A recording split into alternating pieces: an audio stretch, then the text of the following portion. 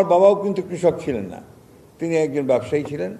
ফলে আমাদের বাসায় কৃষির চর্চাটা খুব কম ছিল, কিন্তু মামার বাসায় ছিল সেটা অনেক বড়, বেশি ছিল, এবং সেখানে সেভাবেই আমি কৃষি দেখেছি। পরবর্তীকালে রাজনীতিতে, ছাত্র রাজনীতির সঙ্গে জড়িয়ে পড়ার পরে এবং মৌলানা ভাসানীর দলের সঙ্গে সম্পর্কিত হওয়ার কারণে তখন কৃষকদের বিষয়গুলো আমাদের জানার সৌভাগ্য হয়েছে।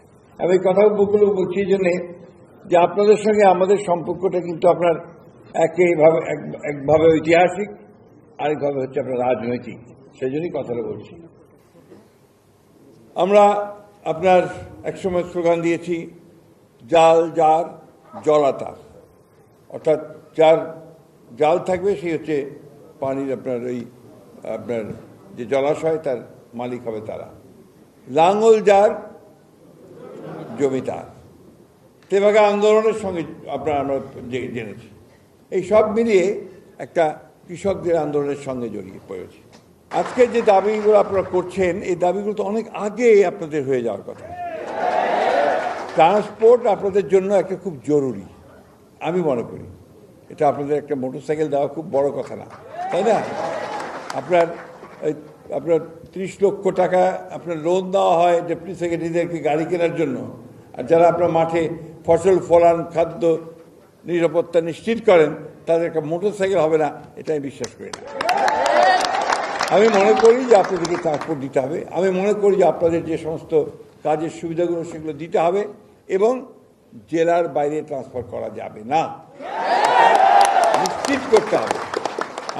আমার ছাত্র হেলাল এখানে বসে আছে, বেলাল না, ডক্টর, এই কি বাজে কথা বলছেন? He is a grounded professor. আপনি এইসব কথা বলেন কেন? আপনাকে বুঝতে হবে যে উনি একজন সম্মানিত ব্যক্তি। তো আমি ওনার সঙ্গে এই জায়গায় একটু ডিফার করি এই জন্যে যে ওনারা একে তো অল্প বেতন তো বেশি না, তারপর যে আপনি বাইরে ট্রান্সফার করে দেন, তাহলে তার পক্ষে বাড়ির চিন্তা, ছেলে মেয়েদের চিন্তা করবেন না, কাজ করবেন।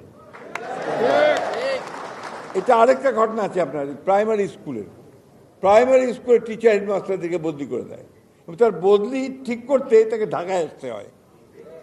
অদ্ভুত ব্যাপার।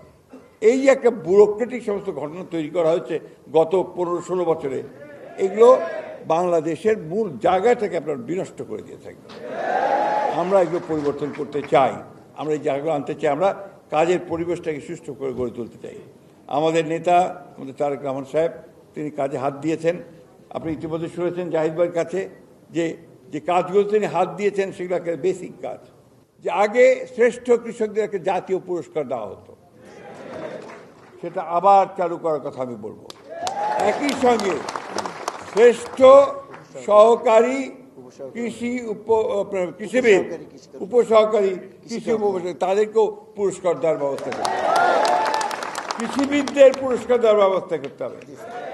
আমি খুব আনন্দিত হয়েছি, এইবার স্বাধীনতা পুরস্কার পেয়েছেন আমাদের কৃষি বিজ্ঞানী, এবং আনন্দের কথা তিনি আমার জেলার কৃষকদের কতগুলো ভ্রান্ত ধারণা আছে যে যত বেশি সার দেব তত বোধহয় বেশি উৎপাদন হবে।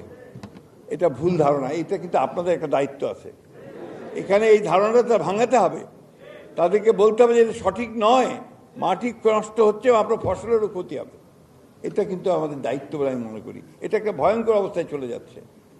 দ্বিতীয়ত হচ্ছে যে আমরা আপনার কৃষি জমি নষ্ট করছি অনেক। আপনার যেটা আমাদের একটা ধারণা ছিল যে আগে একটা ক্লাস্টার ভিলেজ কনসেপ্ট ছিল একটা, যে এক জায়গায় সব বাড়িঘরগুলো নিয়ে আসার চেষ্টা করা। আমরা কিন্তু ওখান থেকে সরে গেছি। এটা চীনে কেউ সফলতা লাভ করেছে, তারা ক্লাস্টার ভিলেজ করেছে, অর্থাৎ বাড়িঘরগুলোকে সব এক জায়গায়। তাতে কী সুবিধা হয়? বিদ্যুৎ সরবরাহ, পানি সরবরাহ সব এক জায়গায় আনা যায়, অন্যদিকে রাস্তাঘাটগুলো ভালো করে করা যায়। এখন কি হচ্ছে, আপনার ধানের জমির মধ্যে আপনার একটা বাড়ি হচ্ছে, এইভাবে চলছে। কিছুক্ষণ আগে আমাদের জাহিদ ভাই বলছিলেন যে আপনার যে বিদ্যুৎ পড়ে মারা যায়, ঠিক না, বজ্রপাতে। তো এখানে আপনার তাল গাছ লাগালে কিন্তু আপনার ওটা এখন ঠেকানো যায়। আমরা যদি জমির পাশে যে তাল গাছ লাগানোর পরিকল্পনা গ্রহণ করতে পারি, আপনারা বলতে পারেন, তাহলে তো আমরা সেটা করতে পারি।